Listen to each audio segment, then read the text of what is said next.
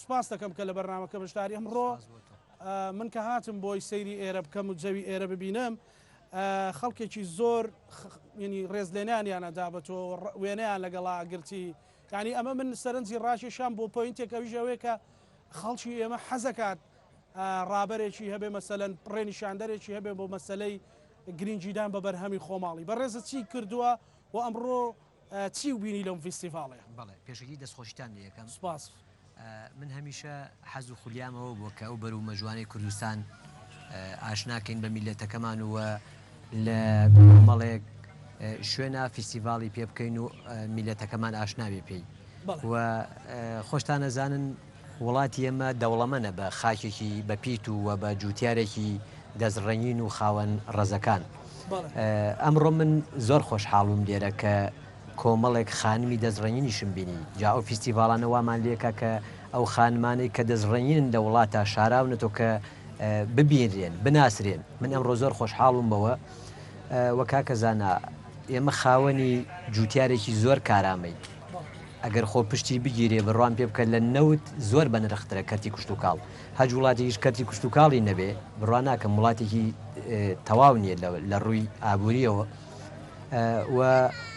خۆشتان نەزان ماوەی چەند ساڵێکە ئێمە بەرومێکمان هەیە بەرومێکی شاز و بەڵام بە بازارکردنمان نییە. ئەم جۆرە فیستیڤاڵانە هاندانێکە بۆ ئەوەی کە کەرتی کوشت و کاڵ لەم وڵاتە بەرەو پێش بڕوە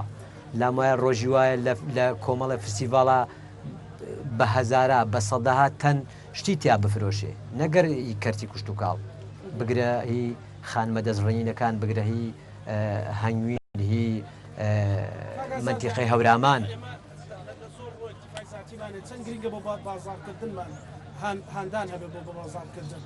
کاکزانە ئەگەر بە بازارکردن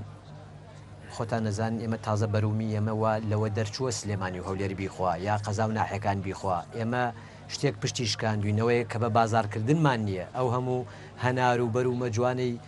کوردستانە بین لە عەلوەکانە ئێسش پارە ناکە. جا من لێرەوە داواکارم لە حکوومەتی هەرێمی کوردستان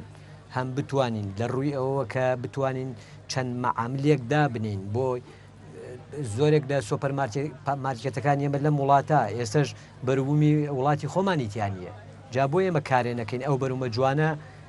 هاوردەی دەرەوەی بکەین پارە بێتۆ ناو خۆمان و شت بنێنینە دەرەوە پارەمان بۆ بێتەوە نەک ئێمە پارەی ئەم وڵاتە بەرینە دەرەوە و کۆمەڵە شت بێنیتە ئەم وڵاتە لە هەمان کاتە خۆمان خاوەنی ئەو بەرومە جوانین کە تۆی بینی هەموو پارەکەی هەر بۆ ناو خۆی هەرێمی کوردستان و یاری تیاکە ئای چۆن شتی جیاواز پیشانی خەڵکی کوردستانە دێت. ئەمڕۆ لەم فیستیڤاڵە چی و نیشانی خەڵکی کوردستانەوە چی سەرنجی زیاتری خەڵکی ڕاکێشەوە؟ کاکزانە ئێمە بێ کۆمەڵێک شتمانێ لە وڵاتمانە نامۆیە. ئێستا بۆ نمونە زەردەچەوەیەک من تقریبان 3 دانە ساڵە خەباتێکی بۆکەم کە ئەوە زەردەچەوەیەکە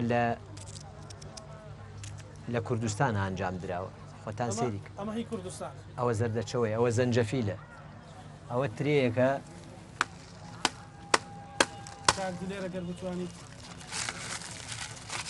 ئەوە 7 دانە مانگەوە تا لە ناو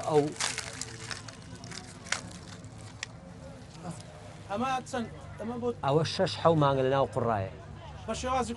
هەر بە شێوازی خۆمەڵێ تا 400 کیلۆ مەڵ گرتووە. ئەمڕۆ 300 کیلۆم لێرە نمایش کردووە خەڵخۆی بینیوێتی حەج ئەوە تا سێریک ئەتوانی مەسەلەن ئەمە گەورەکەیت چۆن بەڵێ بەڵێ بەڵێ بەڵێ و مامۆسا لە هەنگۆ لام وایە ئێستا لەوە بزانێ ئەو مەسەلەن چۆن بۆ هەنێک قوڕێک مەسەلەن سواقە داوە ڕوا بەرچینێنێ بکرێ بەڵێ خۆماڵیە خراپیش نابێ ئێسەوە تامێ و ترەیەکە تامێکی خۆماڵی خۆ نەوەیە گڕە و گەرما خراپیکە نە حەشەراتیش خراپی بکە و ئەژمێنێتەوە. ئێستا بۆ نمونە ترێ لە بازاڕان نەماوە ئەوە ترێ هەیە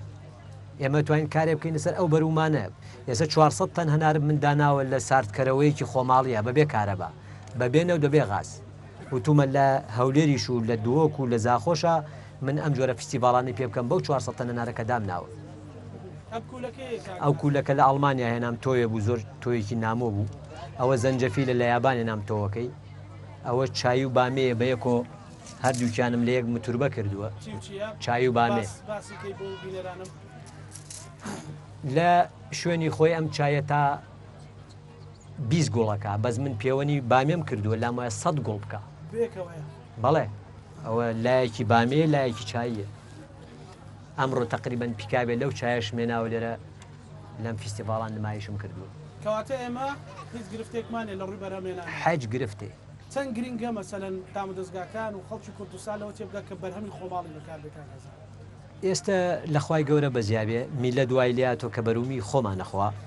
و من لێرە و دەستخۆشی لە میلەتی کوردەکە ئەوە بوو ماوەیەک لەمەوە پێش ئەو تەماتەیە وای لێ هاو کە کەس لای لێ نەکردو بە هەمومانەوە پشتگیری بووین بۆ کەرتی کوشت و کاڵ و بۆ فەلاحەکان کە لای خۆمانەوە بتوانین نائیلاجی دۆشاوی خۆمان دروستی کەین ئەوە بوو کۆمەڵێک تەماتەی جوانمان لە ناوخۆی خۆمانە سەرف کرد